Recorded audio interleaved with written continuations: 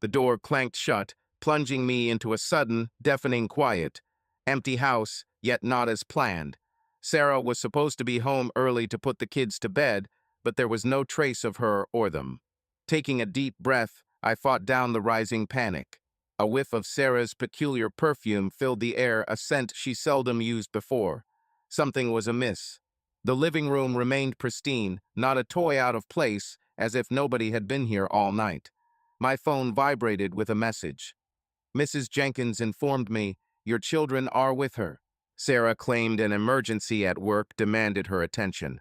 Emergency? No calls had come from my workplace. My stomach nodded as I read the text.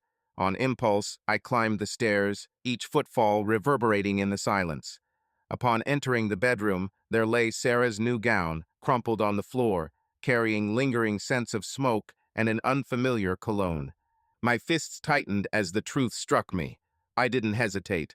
I snatched the dress and discarded it in the bin.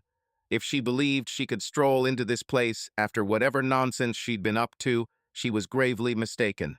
The children weren't around, and I wasn't going to stand idle like a fool. I raided the closet for my travel bag and began packing her belongings. If she thought this wasn't her home, I'd make it abundantly clear she wasn't welcome here. Just then, I heard her car returning to the driveway.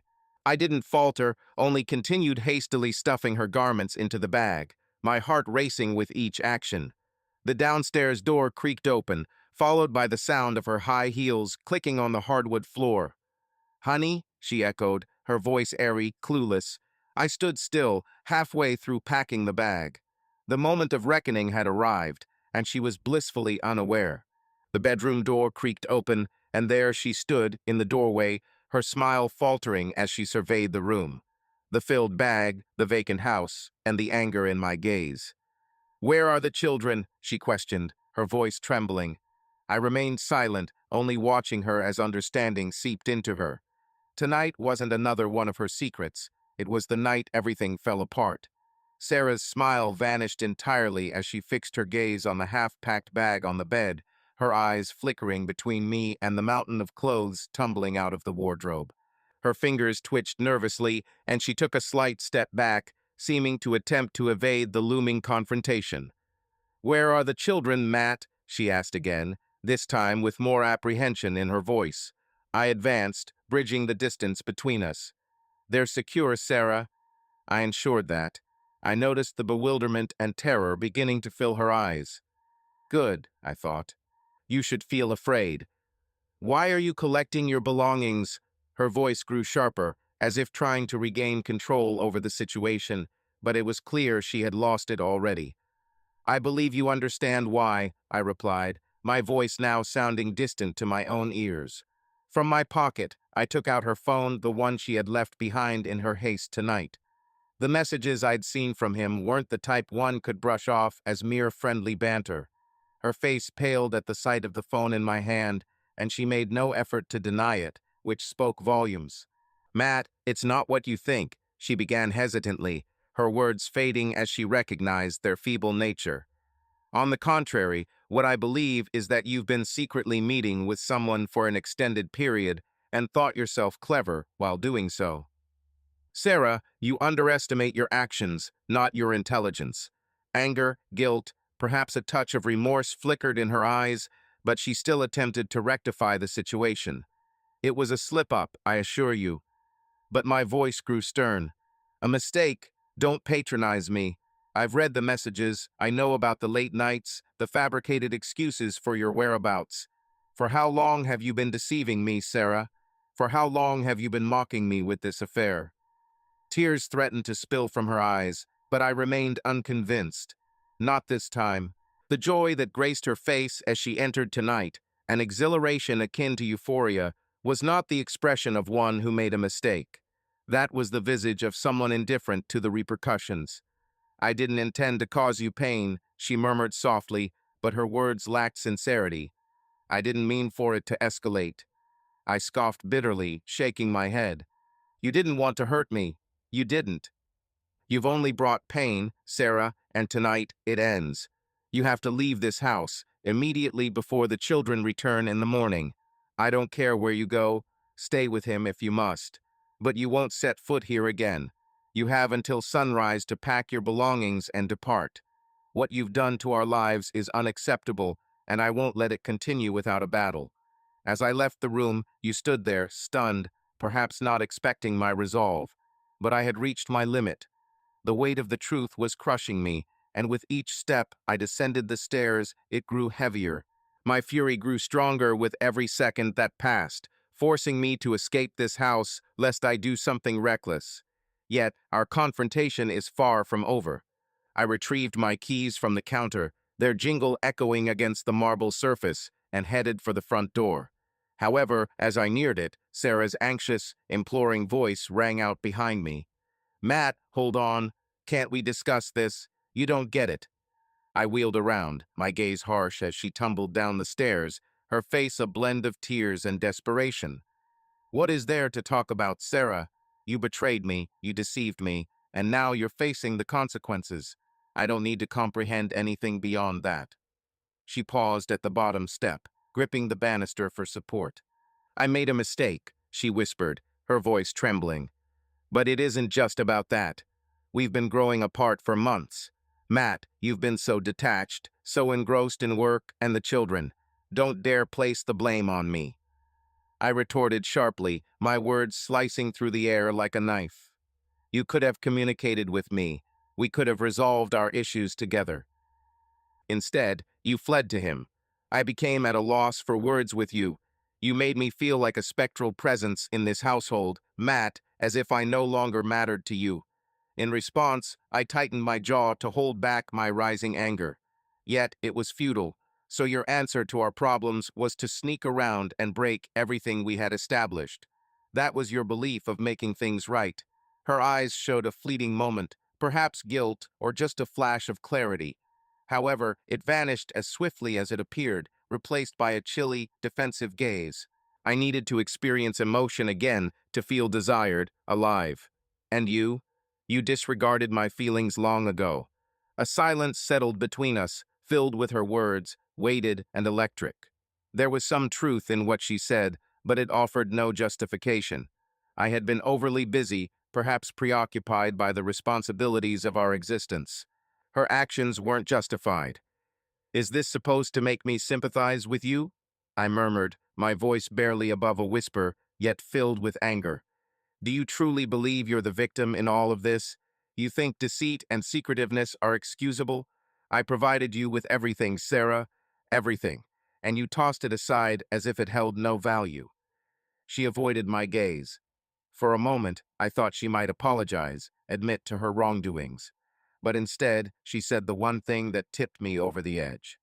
"If you'd been a better partner, none of this would have transpired." My mind went blank. That was the final straw. All the hurt, the infidelity, the restless nights. It all erupted in that instant. "Leave," I said, my voice calm and lethal. "Leave my home before I do something I'll regret." She stood there, staring at me as if she couldn't believe what I had just uttered. But I wasn't playing games anymore. I was finished. "Matt, step outside," I bellowed, my voice causing her to stumble. Fear filled her eyes, and while a part of me reveled in this, mostly, I yearned for her departure. She remained silent, instead opting to flee up the stairs and vanish into the bedroom. The door slammed shut behind her, followed by muffled sobs. However, my empathy was non-existent. I stood firm in the hallway, my body quivering with anger. My fingers curled around the keys, leaving indentations on my palm. Her words reverberated in my mind, corrosive and invasive. If you'd been a better partner, maybe she was right. Maybe I hadn't been perfect. But I didn't deserve this torment. To escape the poisonous atmosphere within that house, I needed to clear my thoughts. So I stormed out, slamming the door shut behind me, and made for my car. Without a specific destination in mind, any location seemed preferable to the current one. For seemingly endless hours, I drove, my inner rage persisting, unwilling to abate. My thoughts whirled with the events transpired, her words, and the deceits she concealed. The image of her attempting to shift blame onto me recurred ceaselessly until I feared I'd succumb to madness. However, a change occurred within me. My fury began to morph into something more icy, more piercing. I would not allow her to escape unscathed. She needed to comprehend the gravity of her actions, and I knew precisely how to orchestrate that awareness. I pulled over into an empty parking lot, streetlights casting lengthy shadows on the asphalt. I inhaled deeply, striving for clarity amidst my turmoil. The children were secure with Mrs. Jenkins, and she had no inkling of my intentions. She believed she could maintain her duplicity, that she could deceive me, but she was mistaken. I grabbed my phone, sifted through contacts until I hit upon Tim's number. It had been a while since we last spoke, but I was certain he wouldn't fail me. Tim is the type who can unearth anything about anyone. He has connections, knows people who can uncover secrets, information that Sarah believed she had hidden forever. The phone rang twice before Tim responded. "Matt? It's been a while. What's up?" "Tim," I said, my voice even but icy. "I need your help." There was a brief silence on the other end. "What kind of help do you need?" "The kind where I need every detail about a specific person. Where she goes, who she's with, anything else you can find out." Tim didn't ask for explanations. He didn't have to. "Provide the details," he said. I listed down Sarah's information, her workplace, the places she claimed to frequent, the timelines. I knew Tim would handle it from there, and within a few days, I'd have everything I needed. Sarah believed she could conceal herself, but she was on the verge of discovering her error. "Task accomplished," Tim stated upon my conclusion. "I'll reach out to you once I have some information." I expressed my gratitude and ended the call, my heart continuing to race, though for a new reason. The operation was underway, and I wouldn't rest until the truth was exposed before me, regardless of its ugliness. I remained in the car for a short while, gazing at the vacant lot, allowing the chilly night breeze to seep through the broken window. My anger persisted, but now it had a focus, a destination. I wouldn't simply watch as she wrecked everything we'd constructed together. Instead, I would regain control, one way or another. Eventually, I ignited the car and returned home. The streets were largely vacant as I traversed through the familiar area. By the time I parked in the driveway, the house was dark, save for a faint light emanating from the bedroom window. She remained awake, perhaps considering ways to turn this situation in her favor, seeking means to leverage it for her benefit. Yet, I was no longer participating in her game. Instead, I was altering the rules. With measured strides, I approached the house silently, my former rage now supplanted by a resolute chill. Ascending the stairs step by deliberate step, I finally arrived at the bedroom door. Without knocking, I pushed it open.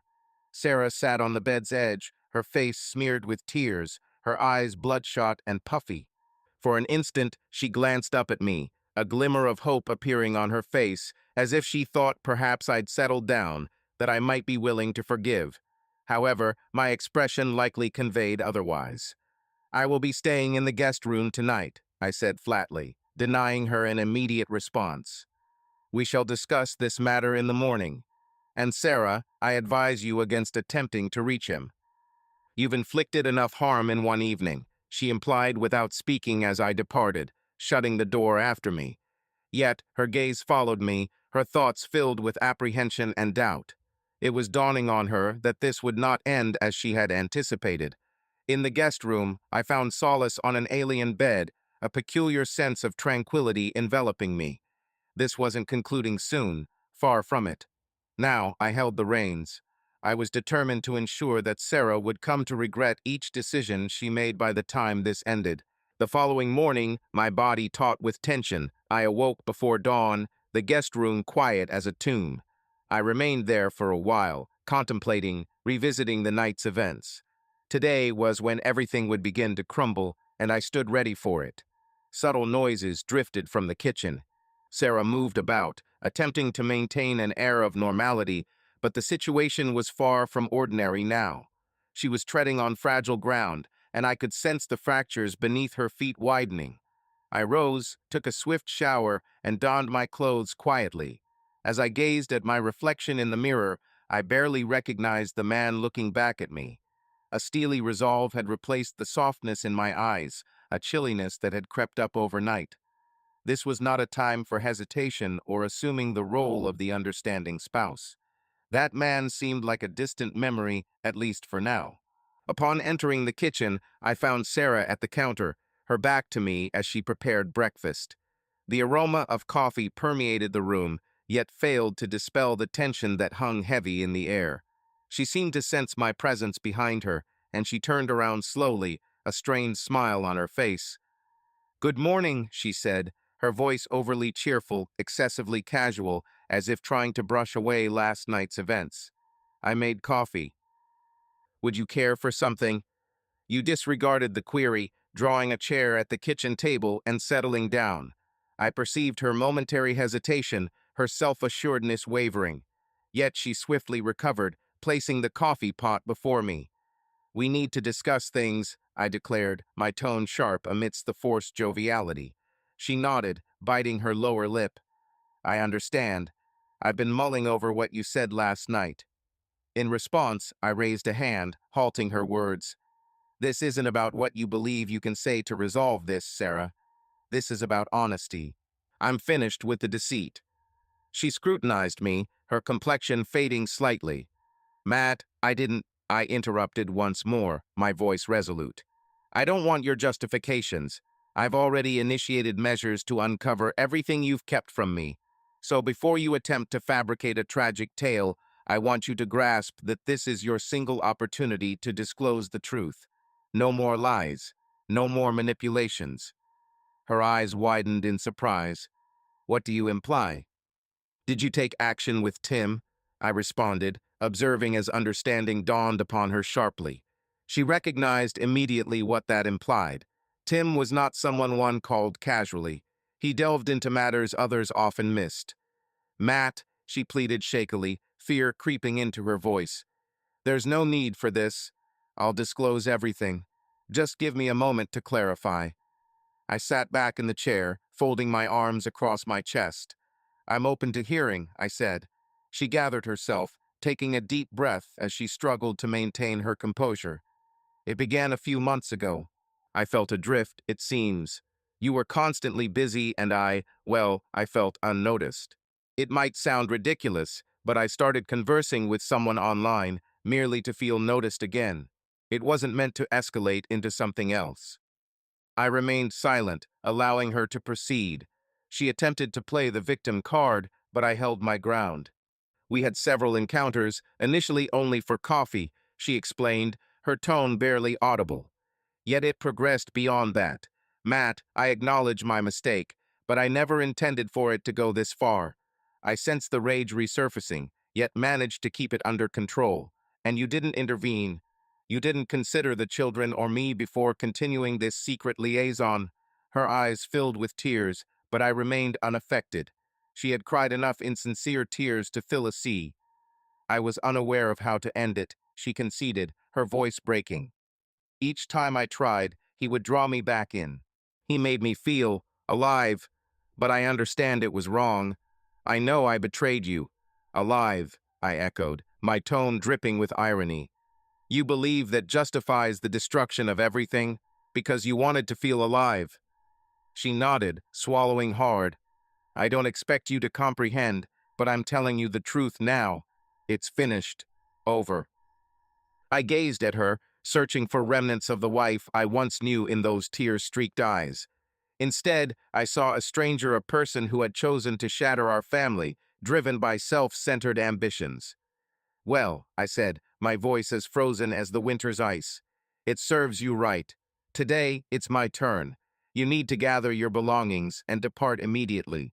The children will remain with me, and you can account for your absence when you return." "Matt," she cried out, taking a step toward me. But I rose, holding up a hand to restrain her. "This is non-negotiable, Sarah. You've made your decisions, and now you'll face the consequences. I'll consult with my attorney and we'll iron out the specifics. However, you won't reside in this house." She seemed about to retort, to resist. But the determination in my eyes seemed to subdue her. Her shoulders sagged, and she nodded, yielding. "I shall gather my possessions," she murmured, turning away from me. As I stepped out of the kitchen, A peculiar blend of fury, sorrow, and a desolate sense of release washed over me. This wasn't the life we had planned, but it was the situation I now confronted. Despite the pain, I knew I couldn't let her linger, not after what she had done throughout the day. The house grew heavy with an unbearable quietness. Sarah was upstairs, gathering her belongings as instructed, while I sat in the lounge, my gaze fixed on the unlit television. A void gripped me, but I refused to succumb to it. I needed to concentrate. Moments before I went to check on the kids at Mrs. Jenkins, my phone vibrated. It was a text from Tim. "Found something. You're not going to like it. Call when ready." A shiver ran through me. If Tim was saying this, then whatever he had discovered must be far worse than I feared. I didn't hesitate to respond. I ventured into the backyard for some fresh air before making the call, and Tim answered on the first try. "Matt," he said gravely, "are you absolutely prepared for this?" I responded with urgency, clutching the phone. He sighed audibly, and his hesitation was palpable over the line. "Very well. It's not just one man, Matt. I uncovered evidence of multiple relationships. Hotel reservations, messages from various numbers. It's been happening for nearly a year now. She's been meeting them at different locations, using cash to hide her activities." For a brief moment, the world spun, and I had to brace myself against the house. I had suspected Sarah was deceiving me, but this is a betrayal I hadn't anticipated.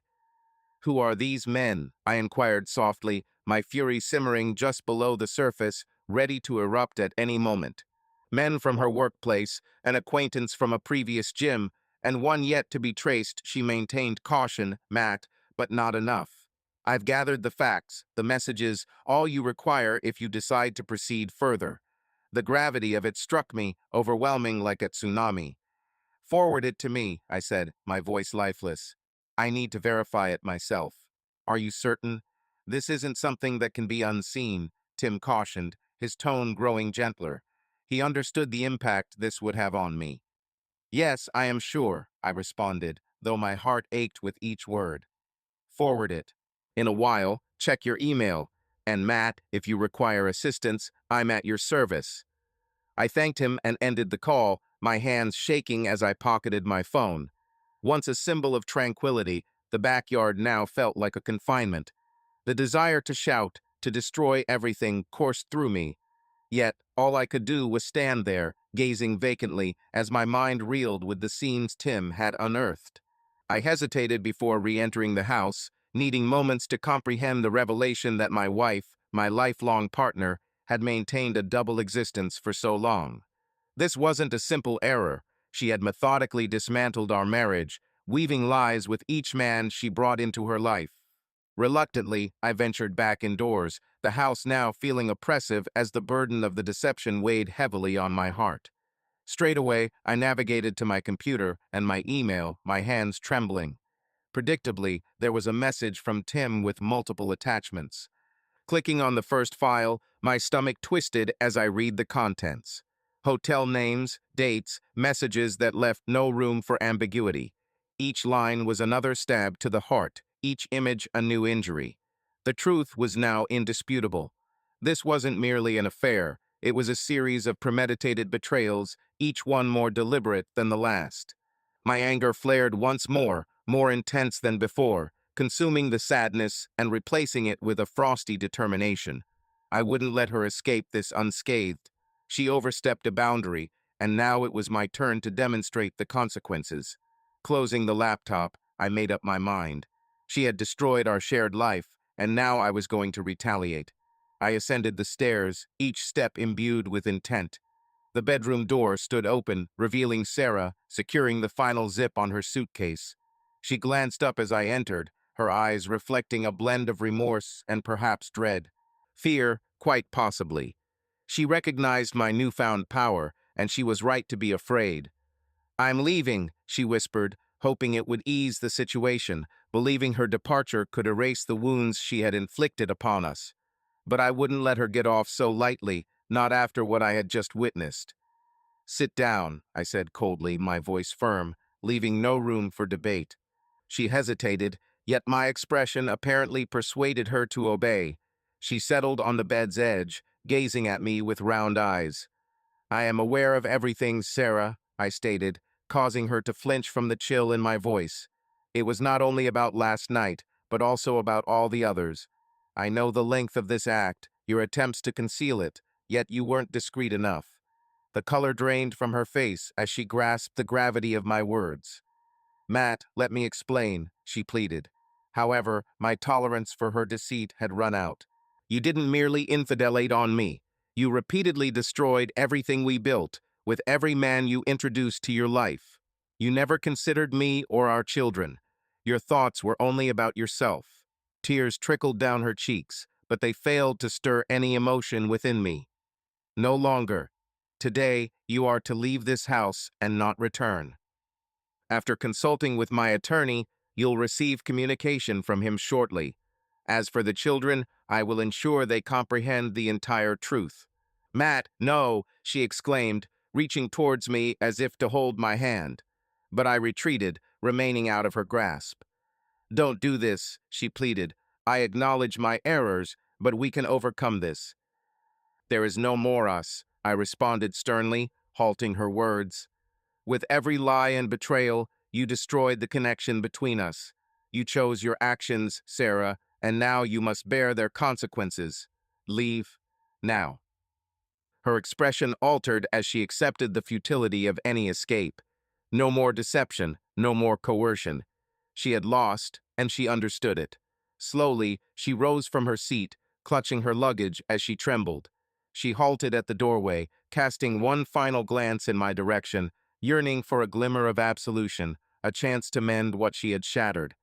But I offered nothing, only a frosty, unbending gaze that conveyed all she needed to comprehend. She departed, her suitcase's wheels reverberating in the corridor as she exited our shared dwelling. Once my dwelling, for good. The door closing marked the end of her stay, and I released the breath I had been holding. It wasn't the end, but I had taken the initial step towards reclaiming my life from the wreckage she left behind. There was no return now, only progression. The quietness that ensued following Sarah's exit was oppressive. The house, which once felt cramped, now seemed vast, reverberating with the emptiness of everything she took away. Her essence, her falsehoods, her betrayal. I stood in the hallway, gazing at the door she had just exited, experiencing a peculiar blend of relief and desolation. For a moment, I just stood there, allowing the truth of it all to seep in. She was absent, truly absent.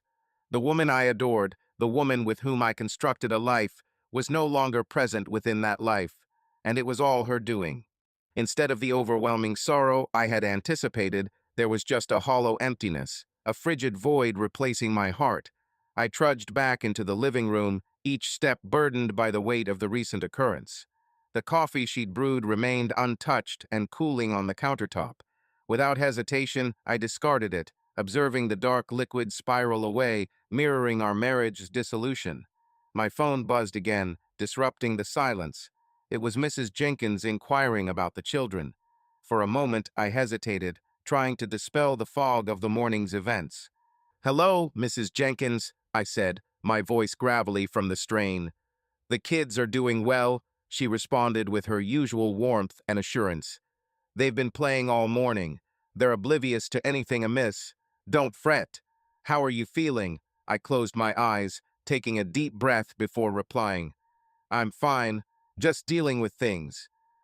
She tenderly suggested, "You don't need to face this on your own." Offering help whenever needed, she added. Grateful for her compassion, I responded, "Thank you." I promised to collect my belongings soon, giving her the freedom to take her time. "They are content here," she emphasized, urging me to take some personal time as well. Once the call ended, I found myself seated on the couch, gazing blankly at the silent TV. My mind swirled with a tumultuous mix of thoughts and feelings, none lingering long enough for clarity. The once bustling house, now echoing with the absence of the kids, felt like a tomb haunted by the remnants of happier times. It became too much to bear.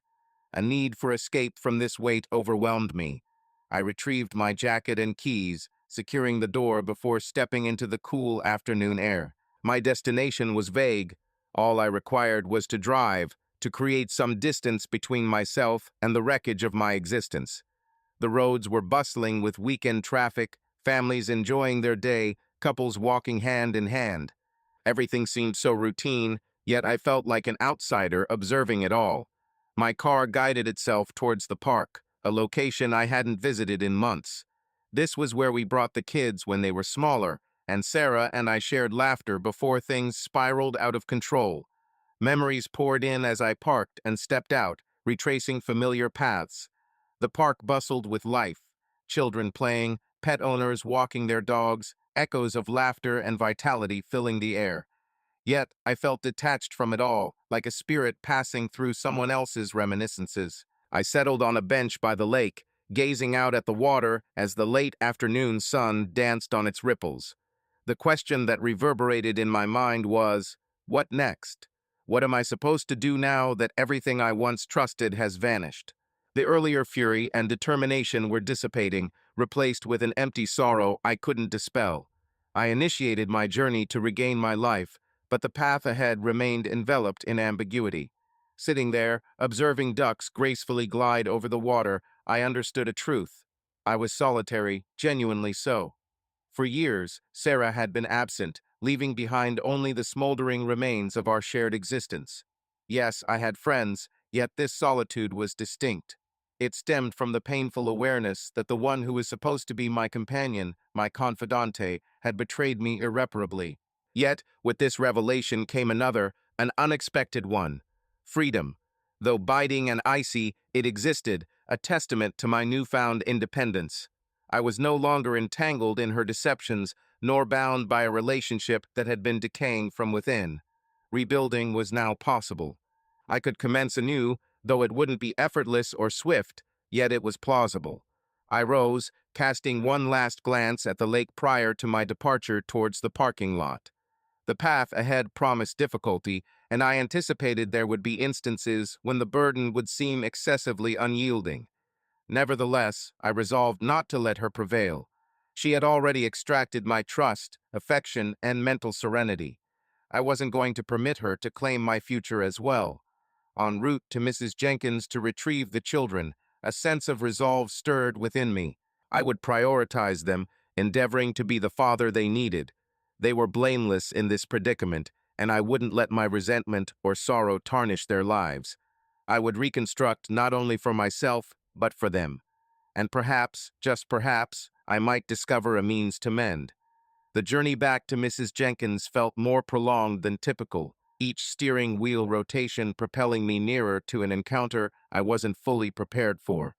Too young to comprehend the situation, the children needed an explanation. My mind was in disarray as I struggled to find the right words to tell them their mother wouldn't return tonight, or perhaps not again. Pulling into Mrs. Jenkins' driveway, I paused, gathering myself before stepping out. The cheerful laughter from within her house starkly contrasted with the turmoil within me. Taking a deep breath, I forced a smile and knocked on the door. Mrs. Jenkins welcomed me promptly, her nurturing presence providing a small comfort amidst the chaos.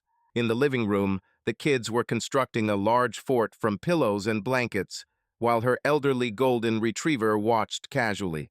Looking at them so content, it triggered a knot in my gut. "Hey, kids," I called out, attempting to keep my voice cheerful as I entered the room. They both raised their eyes, grinning upon recognizing me. "Dad," Jake, my eldest, leapt up and dashed towards me, wrapping himself around my waist. "Can we stay here for dinner?" Mrs. Jenkins said we could have pizza. Trying to laugh, I tousled his hair. "We'll see about that, buddy. But first, we need to return home. We can discuss dinner on the way." "All right," Emily, my youngest, looked up from her fort with wide, inquisitive eyes. "Where's Mommy?" she asked sweetly, as if asking for the time. I hesitated, feeling my heart ache at the query. "She won't be returning home just yet," I answered gently, kneeling down to their level. "She had to leave temporarily." This left them both bewildered, showing their confusion. "Where did she go?" Jake questioned, his grip on me tightening. I hesitated, seeking the appropriate words. "Mom is requiring some personal space?" I asked softly, the reality weighing heavily upon me. She'll be staying elsewhere for a while. However, you two will remain here with me, understood? We'll face this challenge together." Emily's eyes filled with tears as she emerged from her fort to hug me.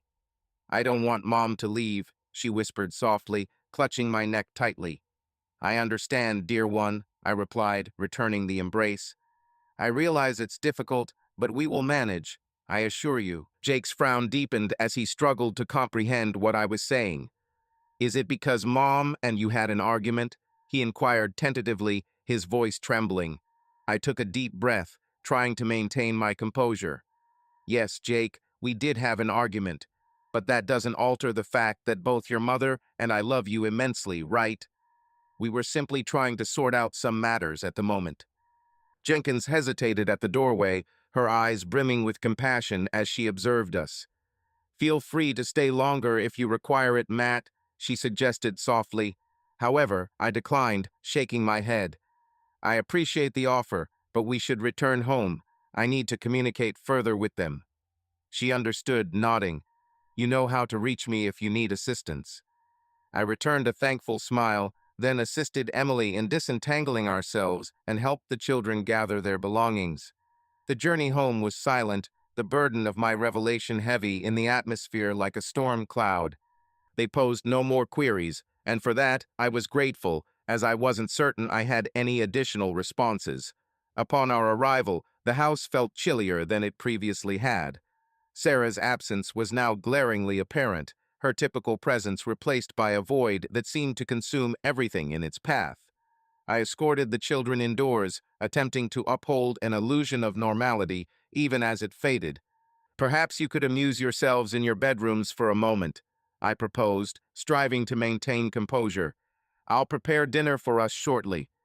They acknowledged with nods, their countenances still emblazoned with puzzlement and apprehension, yet they followed my instructions, vanishing into the corridor.